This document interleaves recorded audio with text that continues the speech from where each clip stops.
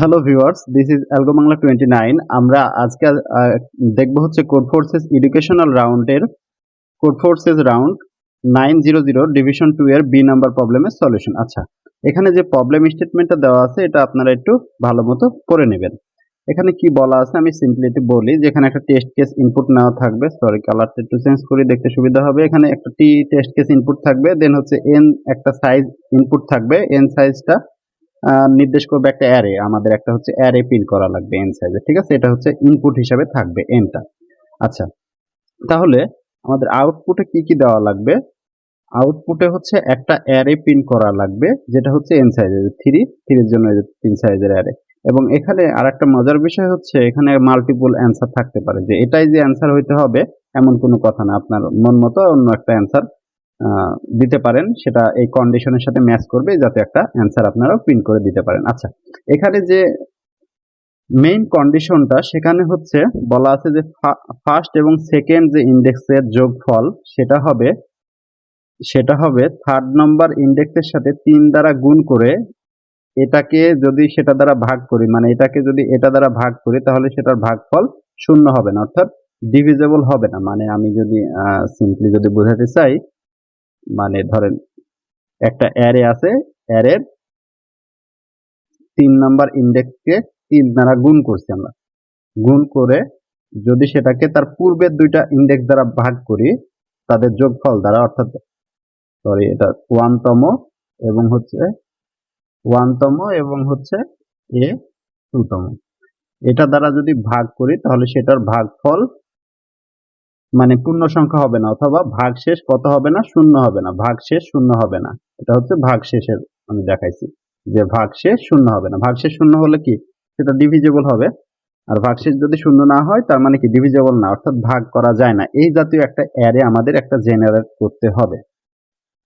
তাহলে এখানে আরেকটা জিনিস বলা আছে যে এন এর যে সাইজটা হবে সেটা হচ্ছে 3-এর থেকে বড় হবে, অলওয়েজ 3-এর থেকে বড় হবে। এটা হচ্ছে আমাদের মেইন পয়েন্ট। এটাকে টার্গেট করে আমরা একটা অ্যারে জেনারেট করব, যেটা অ্যান্সার এটার সাথে না মিললেও অসুবিধা নাই।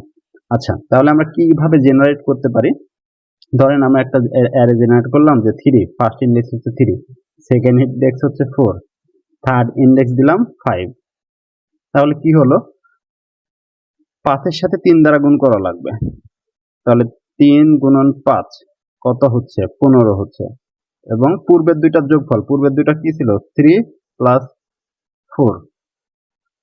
এটা ডিভিজিবল হচ্ছে না, নট ইকুয়াল টু 0 হচ্ছে না, অর্থাৎ ভাগশেষ শূন্য হচ্ছে না। এটা 7কে এটা দ্বারা ভাগ করলে 2.5 এই যত কিছু একটা আসবে। আচ্ছা, এটা আমাদের হলো না। তাহলে আমরা যদি এভাবে আরো কিছু লিখি, 6 7, এটার ক্ষেত্রে দেখি সত্য হয় কিনা, এই তিনটার ক্ষেত্রে এটা।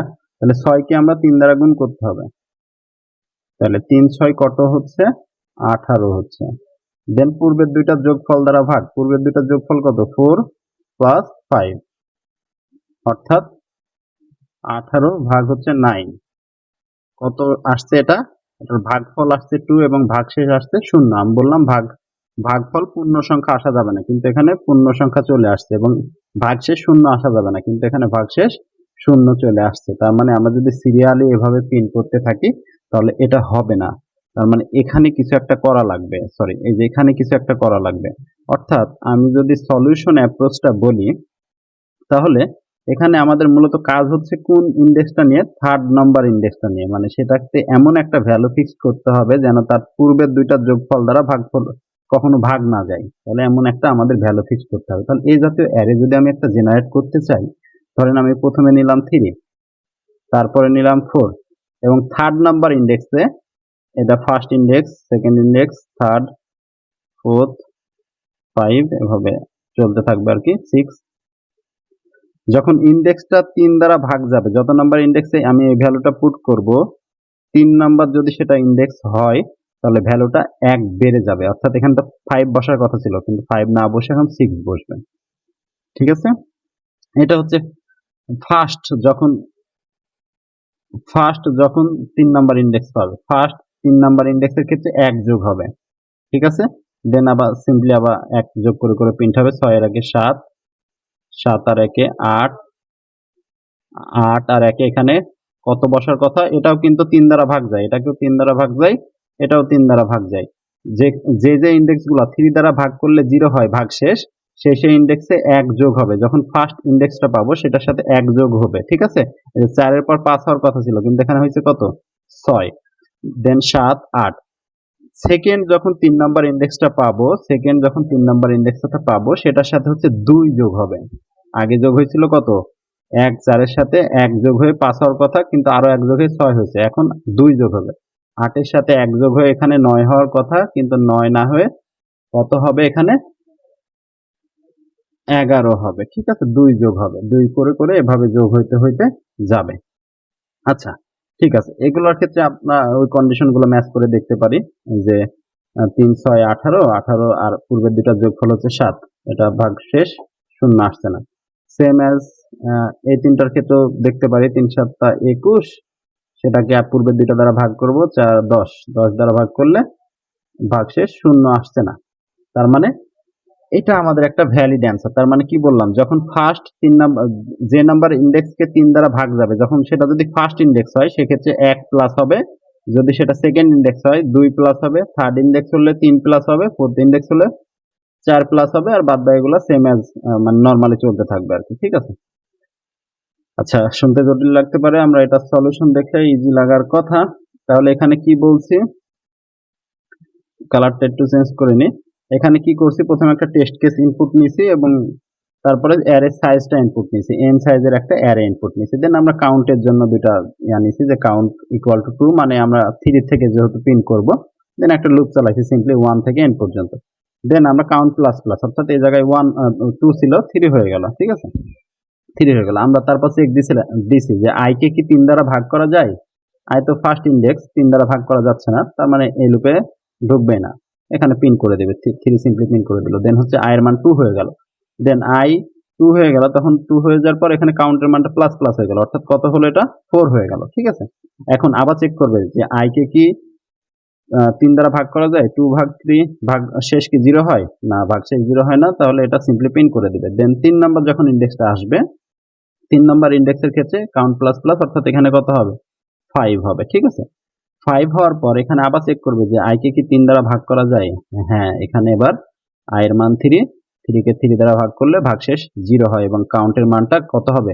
আবার প্লাস প্লাস হবে। তার মানে এখানে 3 না হয়ে কত হবে? এখানে 5 না হয়ে কত হবে? এখানে 6 হবে। দেন আবার এখানে চেক করবে যে p ডিভাইডেড বাই 2, p এর মান 0 ছিল, এটা ইকুয়াল টু কি 0?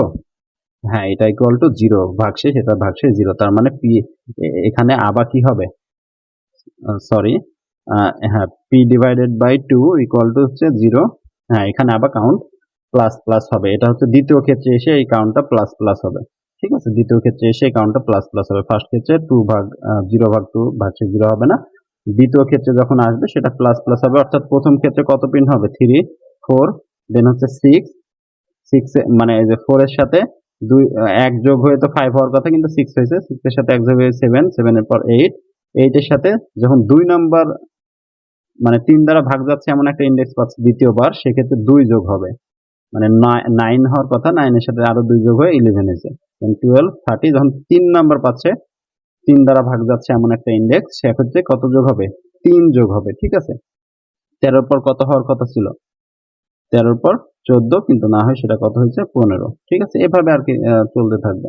দেন আমরা এগুলো সব প্রিন্ট করে দিছি। আশা করি আপনারা বুঝতে পারছেন। বুঝতে না পারলে আরো একবার পিছন থেকে দেখবেন। এটা অনেক ধরনের অ্যান্সার হইতে পারে, এটার আমি জাস্ট এভাবে দেখাইছি, এটা অ্যাকসেপ্টেড হবে, ঠিক আছে? ধন্যবাদ। This is algo Bangla 29। ধন্যবাদ।